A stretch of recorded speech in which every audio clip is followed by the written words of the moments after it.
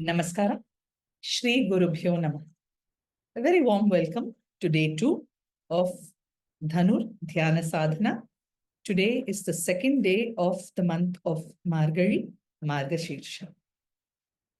Shri Krishna Vagishayatishwarabhyam Samprapta Chakrankana Bhashya Saram Shrinutnarangendra Yatau Samarpitasvam Shri Krishnamaryam Guruvaryamide Virodhe Kartike Mase Shatatara Kritodayam Yogacharyam Krishnamaryam Guruvaryamaham Bhaje Krishna Suri Daya Patram Jnana Vairagya Bhushanam Srimad Venkatanathāryam Vandeham Yogadeshikam Shri Gurubhyo Namaha. For those of us in the south of India, specifically Tamil Nadu, the month of Margazhi is synonymous with the memory of Andal, Goda Devi, believed to be an incarnation of Bhuma Devi herself. She descends to this earth to receive Narayana's grace as a bhakta.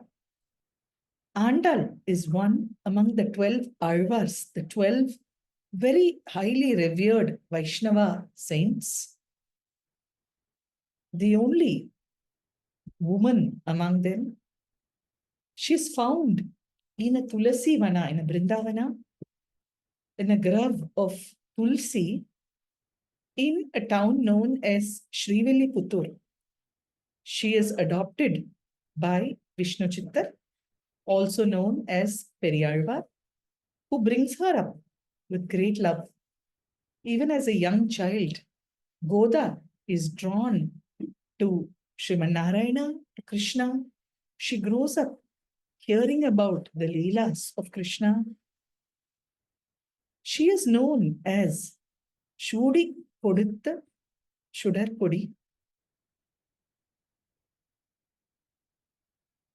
Her father had a daily practice of weaving garlands for Mahavishnu, for Vatapatra Shai, the presiding deity of Srivilliputur. He would do this every day as his seva to the Lord. Andal, even as a young child, would envision herself being adorned with this garland, that in her mind she was the betrothed of Sriman Narayana, and in her mind she would envision herself being garlanded by Narayana, accepted as his bride. And so every day before this garland was taken to the temple, the story goes that she would adorn herself with it and imagine herself being wedded to the Lord. It so happens that one day the priest in the temple sees a strand of hair on the garland and says that since this has been used by a human, it is not fit to be offered to the Lord. Vishnu Chittar is very perturbed, but that night Narayana appears in his dream and says that henceforth the only garland I will wear is the one that has been worn and offered to me by your daughter Goda, Andal. And that is when Periyalvar Vishnu Chittar realizes the greatness of his daughter, who is none other than Bhuma Devi. And Andal, as a young maiden, in the prime of her youth, has given us two remarkable compositions, the Nachiyar Tirumozhi and the Tirupavai. The Tirupavai specifically is sung on every day of this month of Margazhi.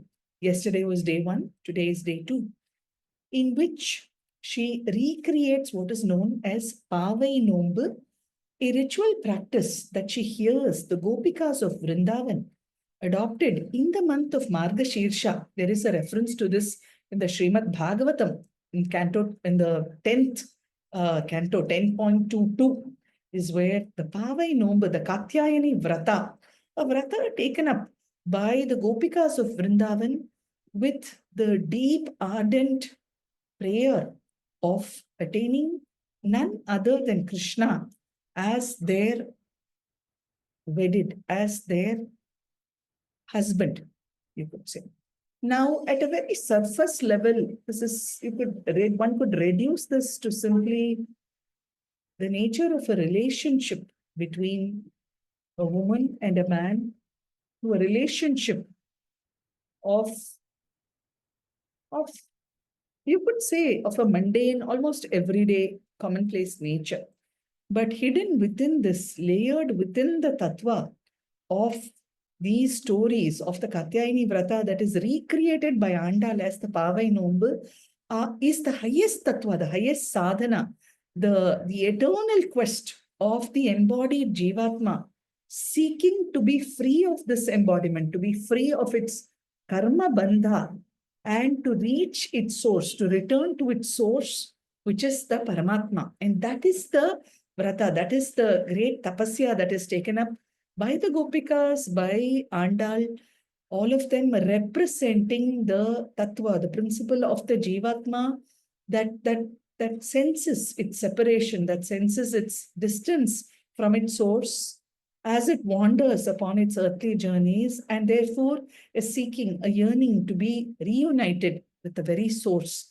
And that very, very beautiful Yoga Tattva is poetically encompassed, poetically presented through the verses of the Tirupavai. Specifically here in the Tirupavai, we will be looking at several verses of the Tirupavai. Andal goes door to door, waking up her friends and saying, don't waste your time in slumber. Wake up to the delight, to the treasure that is the Lord. Wake up to this truth of our existence. Don't get caught in the very ordinary, material, mundane, trivial nature of our existence. Use this time for sadhana. So wake up, come together. She speaks here of the power of satsanga, of bhakti. And specifically today, day 2, she lays out the essential foundation for any sadhana that we can map to the Yoga Sutra and to any other process of sadhana itself. In the very first verse of the Tirupavai, Margari Tingal Madi Nirainda Nannalam Neerada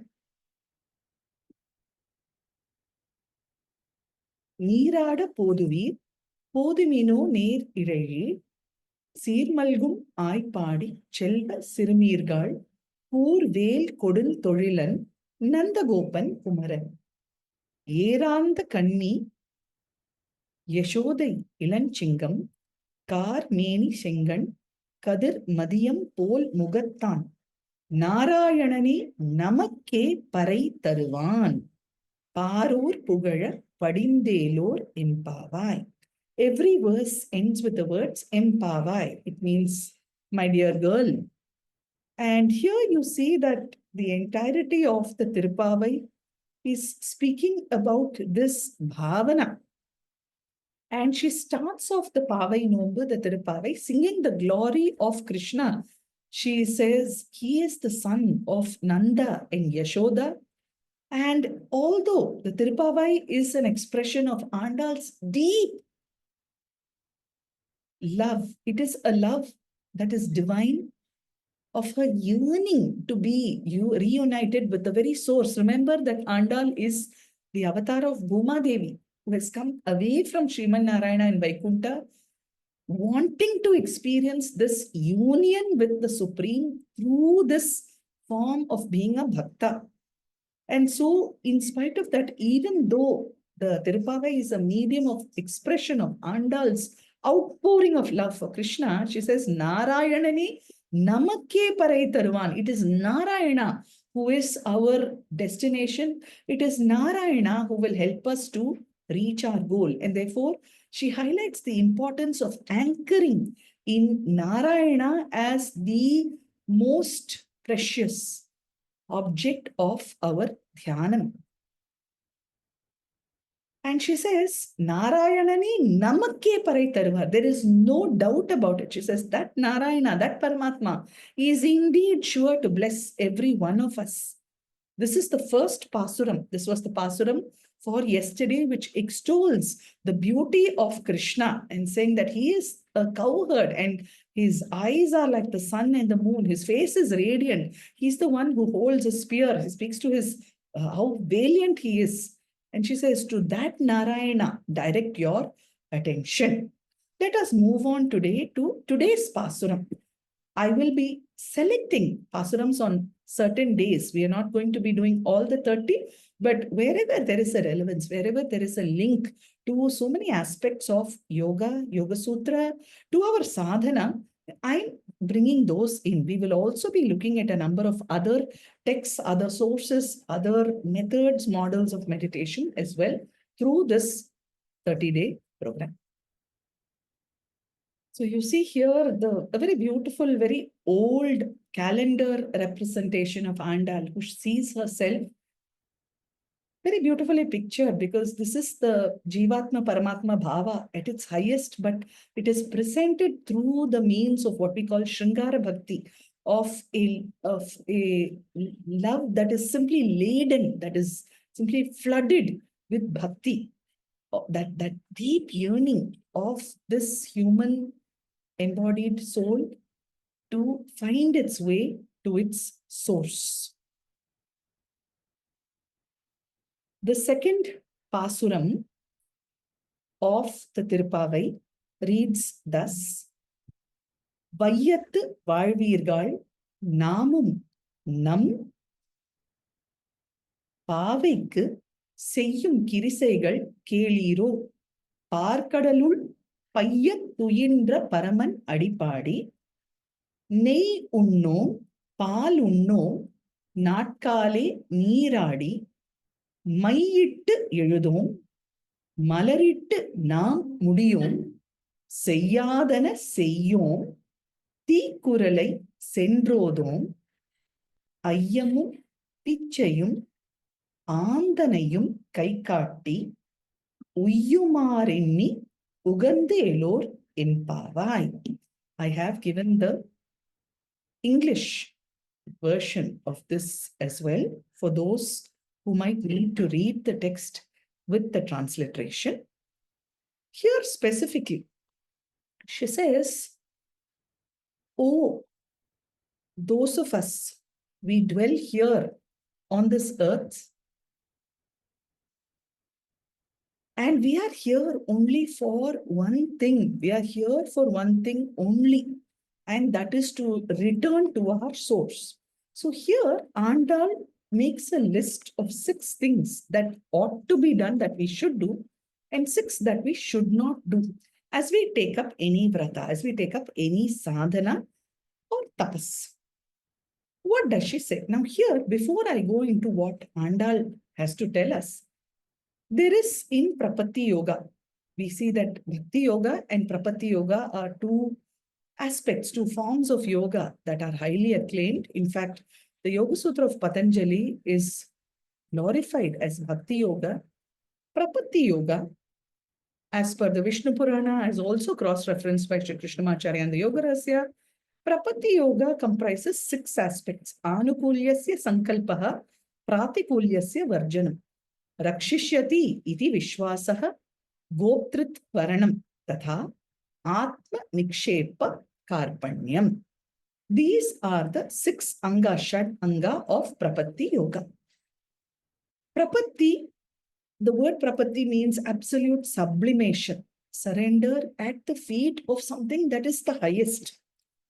This is not a surrender that comes out of helplessness, but in absolute effacement of the ego, a realization that I am nothing in the presence of this magnificent universe, and I am but one tiny part in this massive creation, and I am indebted to its creator. So there is a sankalpa, there is a commitment, there is a vow that is made. Manukulyasya sankalpa. I will ensure that I do only that which is favorable, that will lead me back to that shore. Here the word kula means a shore, a safe haven, a refuge.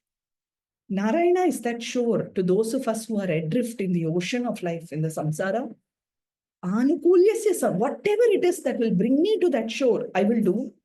Pratikulyasya varjanam, anything that will lead me further adrift, further away, I will refrain from doing. I will place my absolute unwavering faith in that truth, in the Supreme. Rakshishyati iti vishwasaha, I will be protected. Gotritva varanam, and I shall praise, I shall sing the glories of this divine, of the Supreme. You can give it any name, you can give it any form, but the fact is that the universe is something that is to be wondered at. There can only be vismaya, there can only be wonder when we look at the sheer magnificence that universe and creation is. Therefore, it is for us to cherish, to value, to adore, to revere this magnificence. Atmanikshepa, I offer myself at the feet of that Supreme, and I develop humility in my personality, in my engagements. This is the fundamental framework of Prapatti Yoga. You see that this comes through so beautifully in this Pasuram, the second of the 30 Pasurams of the Tirupavai. What does Andal tell us? What should we do? Parkadalul Payya Tuyindra Paramanadi Padi. Let us come together, let us sing the glories, let us sing the praise of that Supreme Paraman, the Supreme Truth, who rests in slumber in the milky ocean. Parkadalul. Parkadal is the ocean. It represents the cyclicality of creation. Narayana as Paramapurusha, sleeping on Adishesha, who represents the principle of time. And so let us praise the glories of that Paraman. Natkale Niradi. Let us wake up before it dawns. We will speak more about the importance of this Brahma Muhurta, specifically in the month of Margari, in the days to come. She says, wake up early, bathe early, be ready before the sun rises. Seyyadane seyyum. Follow what has to be done. There are teachings that have been given to us by the Shastras, by the Sampradaya, by the teachers. Abide by those. Follow that sincerely with Shraddha. Ayyamum pichayum.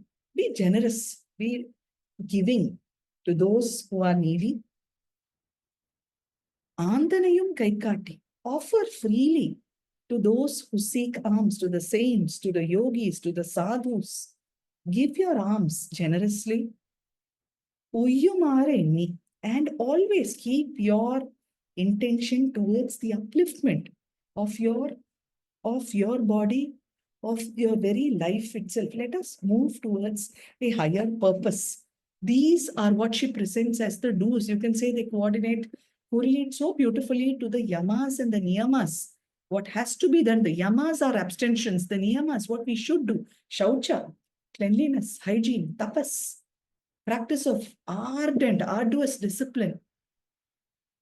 Saucha, santosha, contentment, practicing contentment, fulfillment, tapas, swadhyaya, introspection, Ishvara pranidhana, sublimation. You see, all of this contained so beautifully in this Pasuram as what should be done. Further, she says, what we will not do. Nei unnom, pal unnom. Nei is ghee, pal is milk. This is a Tamil Pasuram. For those who are not so familiar with the language, I'm trying to translate. Remember that Krishna comes from the community of Gokula, belongs to the Yadava community, and all of Gokula thrives on milk and milk produce. And Andal, in recreating that Katyayani Vrata, imagines herself to be one of the Gopikas of Vrindavan. She imagines her Srivilliputur to be Gokula itself. She imagines her friends to be other Gopi maidens, and that is the bhavana that she brings into the Tirupavai. And so she says, like those gopis, like they took on a staunch vrata, in that manner, I am forsaking. I am a gopi whose life revolves around milk and milk products, but I will not partake of any of this in this period. Mayittu eludum. We will not adorn ourselves with collyrium, because all of this external beautification is to please another's eye.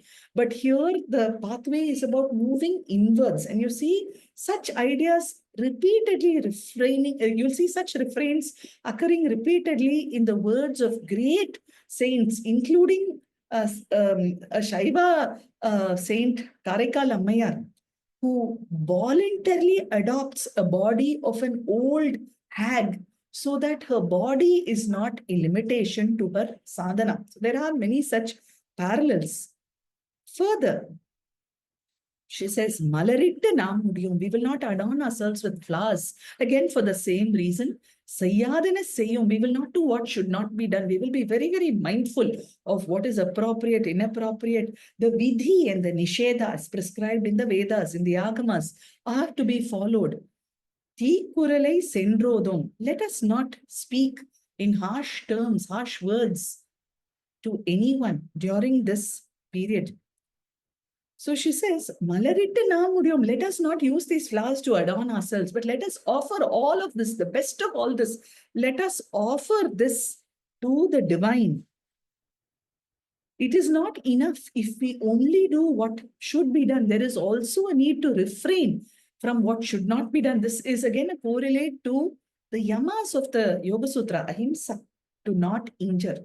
Satya, to always speak the truth, to refrain from untruth. Asteya, to not steal, to take away what is not yours. Brahmacharya, to always practice moderation, to not be immoderate in our relationships, in our engagements with the sensory objects of this world. Aparigraha, to not receive what one does not deserve to receive, and so on. And so you see that as part of this vrata, it's not an ordinary undertaking. There is a preparedness that has to happen at the level of the body, at the level of speech, at the level of the mind as well. And all of this is highlighted in the Bhagavad Gita as well, in the chapter when Krishna speaks about the Shraddha Traya Vibhaga, chapter 14. He speaks about how there is a different quality of tapas itself, sattvika tapas, manasika tapas, and the sharirika tapas is highlighted in the Bhagavad Gita as well. And so all of this become foundational for any sadhana.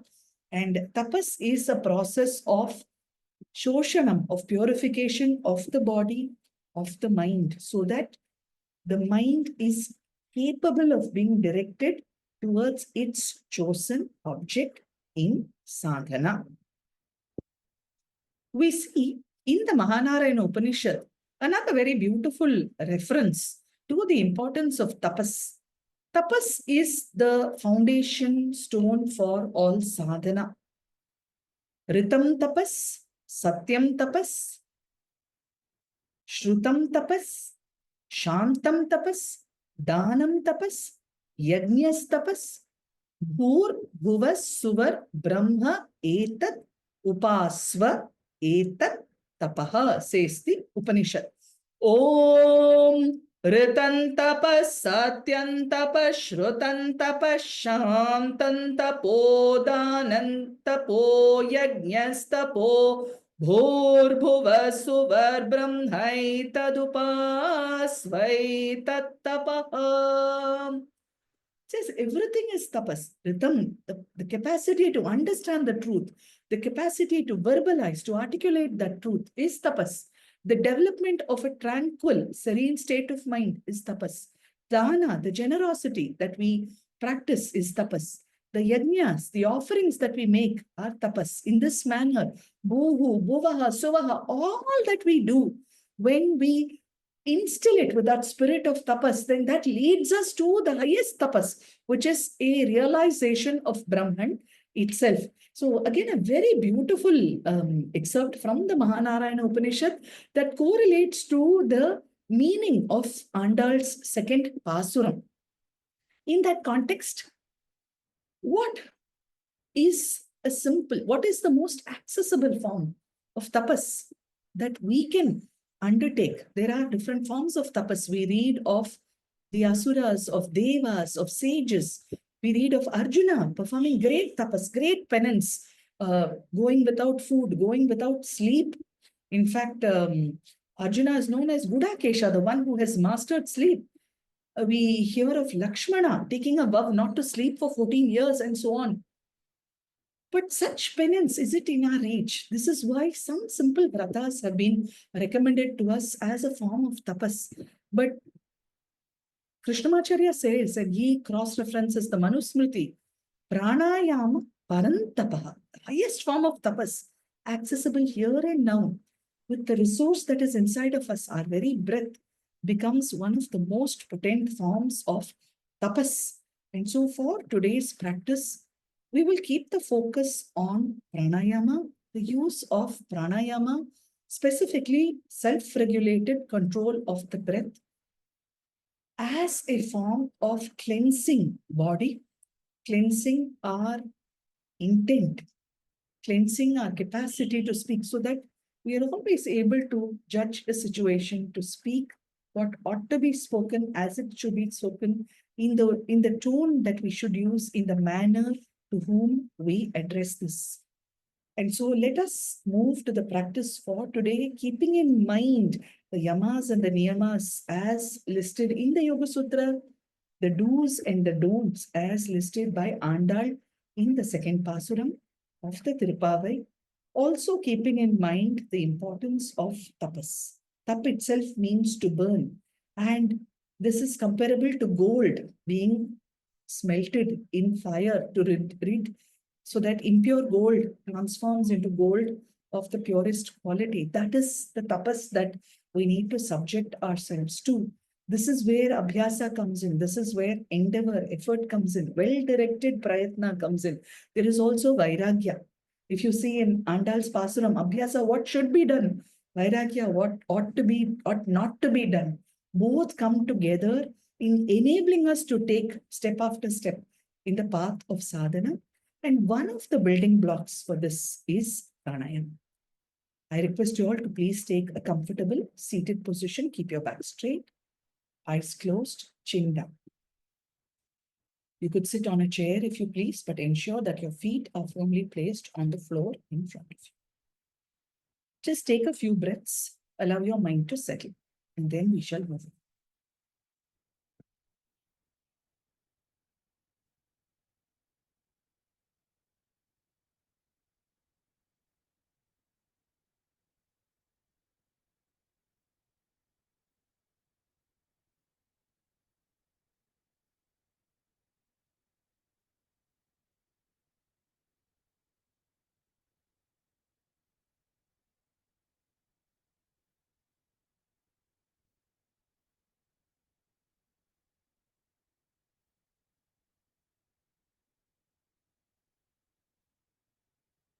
Now, as you breathe, consciously focus on the region of the chest and the abdomen.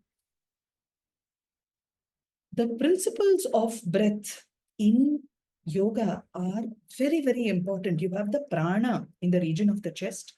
You have the apana beneath the navel. At the navel is the jataragni, the fire. Now, the apana is the region below the navel, is where all our impurities, all toxicities accumulate, whether physiological or whether they are emotional. This is why metabolism becomes so very important, to be able to let go of what is burdensome, because what we digest physiologically is what contributes to our state of physiological wellness, the absence of illness.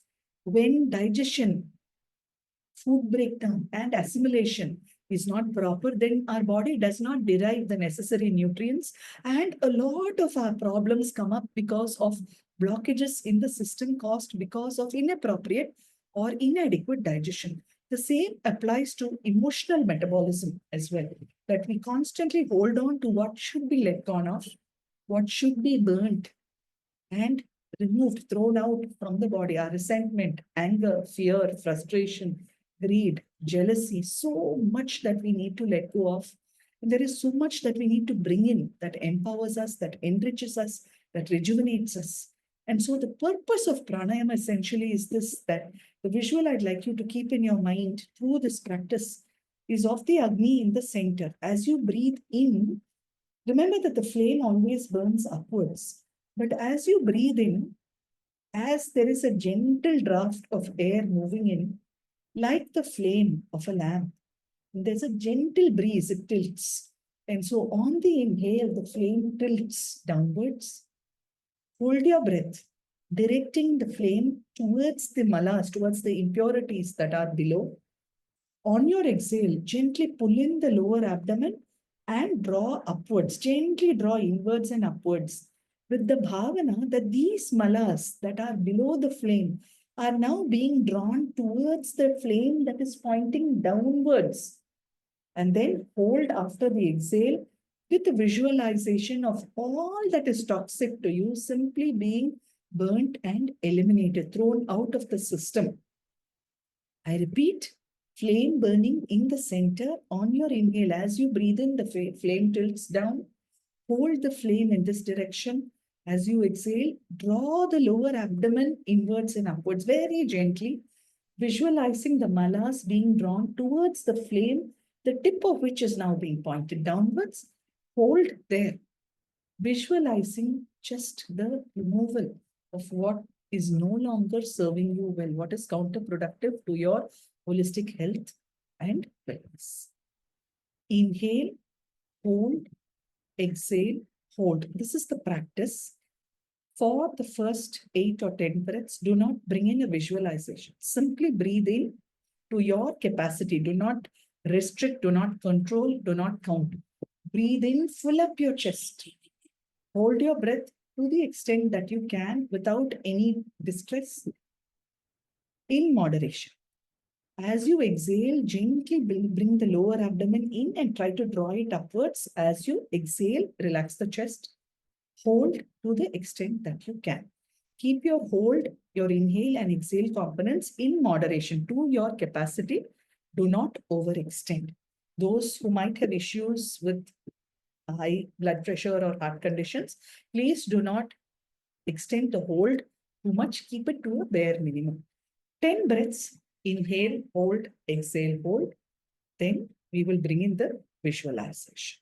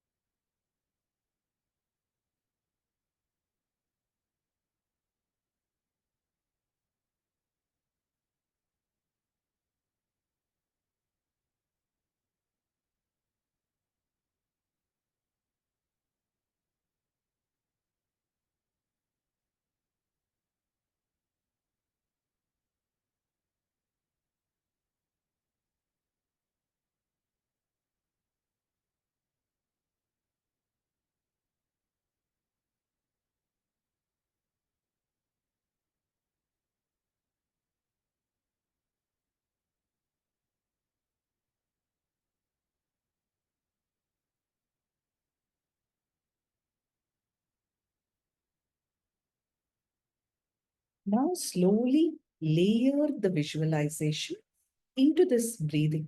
As you inhale, visualize the breath, the draft of air gently tilting the flame down. As you hold your breath, direct the flame towards the malas in the base of the lower abdomen. On your exhale, as you draw the abdomen, and just visualize drawing these impurities towards the flame. and hold as they are burnt.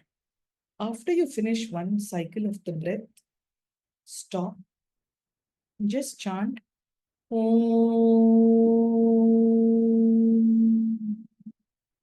Then take the next breath. Please do this for a few repetitions. I'll lead you the first 2 or 3 times, and then I'll leave it to you to do it a few times. Deep breath in. Just visualize the Agni, the flame of the Agni tilting downwards. Hold your breath. Visualize the Agni in this position.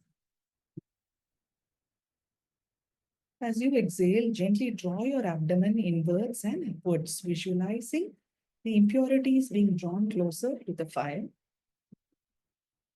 And hold. Simply visualizing what is not needed, everything that is toxic, just being thrown out of the system after the exhale. Now chant. Om.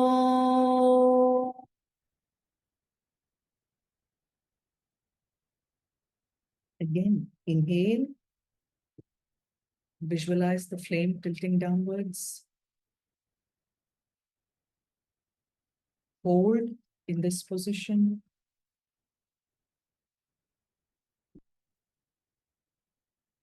Exhale, visualize the malas being drawn towards the flame slowly. And hold as these toxicities are eliminated and thrown out. Now chant Om.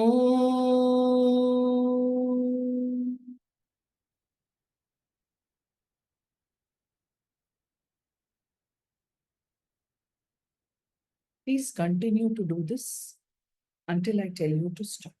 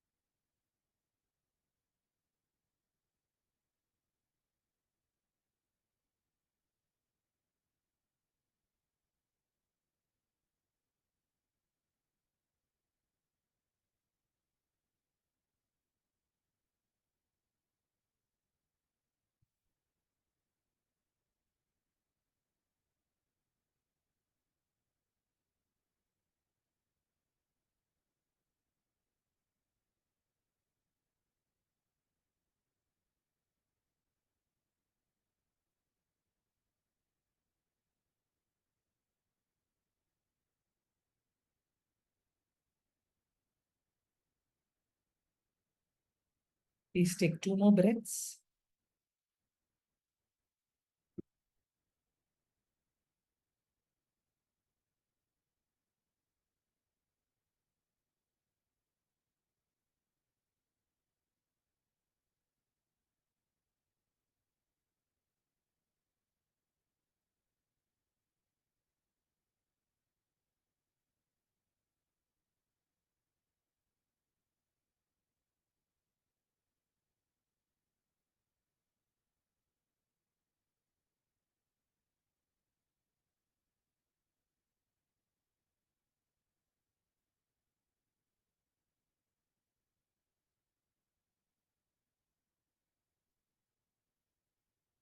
As powerful as the breath is, equally powerful is the Nama of the Supreme, the name of the Supreme, specifically in the context of Veda Adhyayana. It is conventional to chant Harihi Om, both at the beginning and at the end of chanting. Who is Hari? Harihi, Harati Papani is how we derive it. Hari is that one who destroys all our distress, all that accumulates in us as toxicity can be removed by the utterance of the term Hari. So when we chant Ha, there is an aspiration, and it's as if the impurities that we accumulate below the navel are forced to the region of the mouth. Then, as we chant Re, it's a fricative sound, and so there is a burning of these impurities that have come to your mouth. And then He, again you aspirate and you expel them. And when all this is done, then your body is ready, your mind is ready, your speech has been cleansed. And then we chant Om, because Om is representative of Ishwaras. Yoga Sutra says, Tasya Vachakaha Pranam.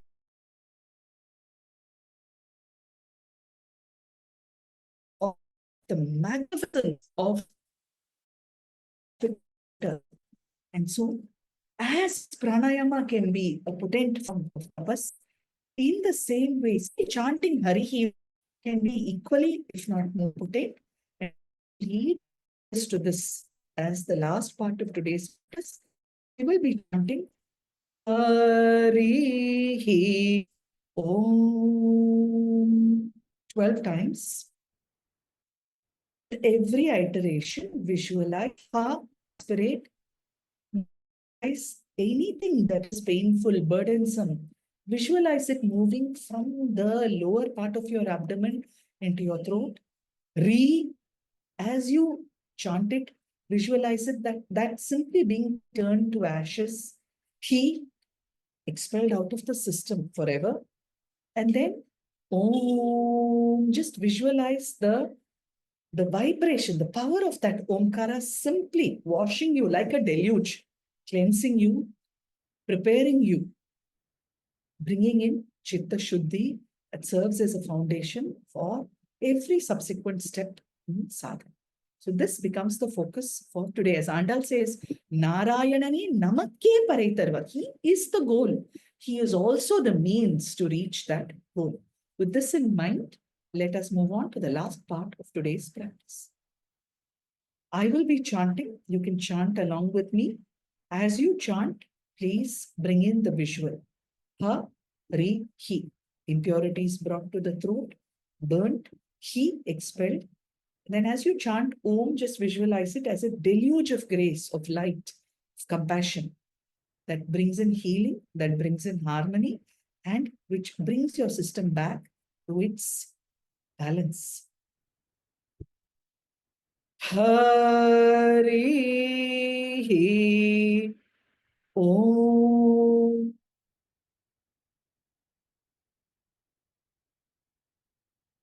Hari Om.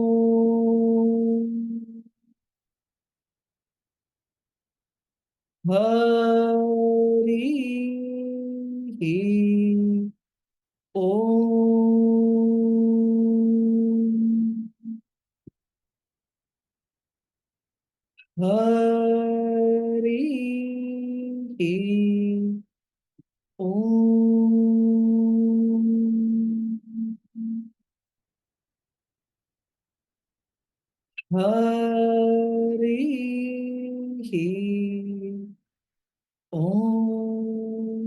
Hari Om.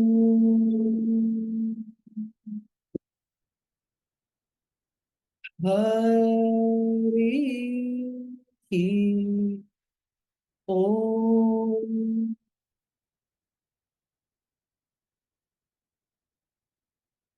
Hari Ki Om.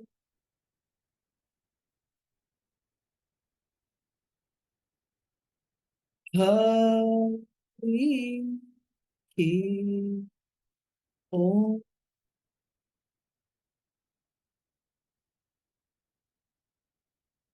Hari Ki Om.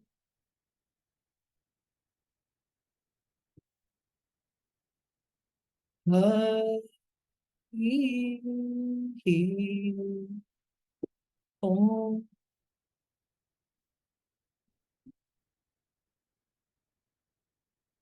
Hari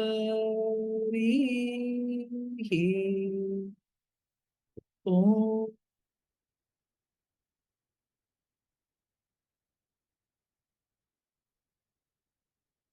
Just stay in silence for a minute longer, visualizing your body filled with sattva, the power of Hari's Nama, dispelling the burden of Rajas and Tamas, filling you with lightness and light. Just stay with this visual as I chant.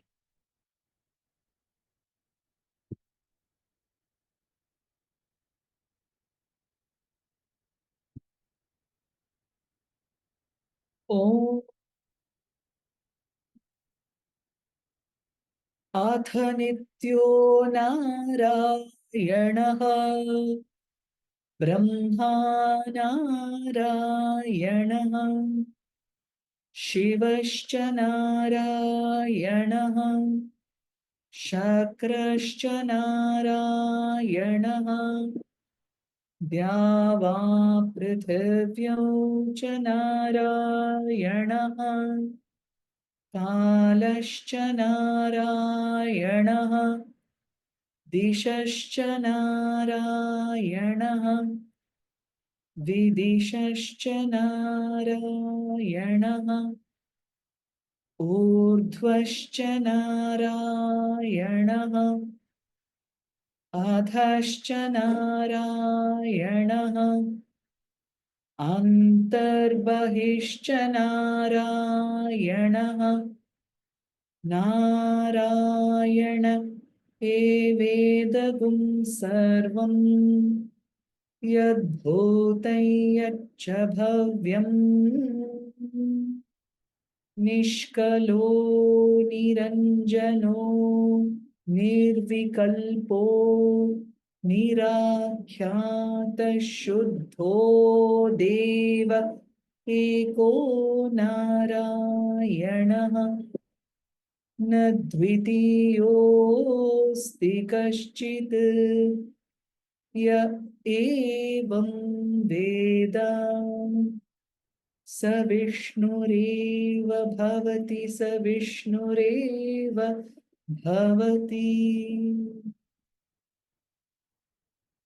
Just return your attention to the breath as you offer gratitude. यदक्षरपदभ्रष्टं मात्राहीनं तु यत् भवेत् तत्सर्वं क्षम्यतां देवा नारायण नमोऽस्तु ते. श्रीमते नारायणाय नमो नमः. कायेन वाचा मनसेन्द्रियैर्वा बुद्ध्यात्मना वा प्रकृते स्वभावात् करोमि यद्यत् सकलं परस्मै नारायणायेति समर्पयामि. सर्वं श्रीकृष्णार्पणमस्तु. Thank you for joining me on this journey inwards. We meet again tomorrow at the same time. Namaskar.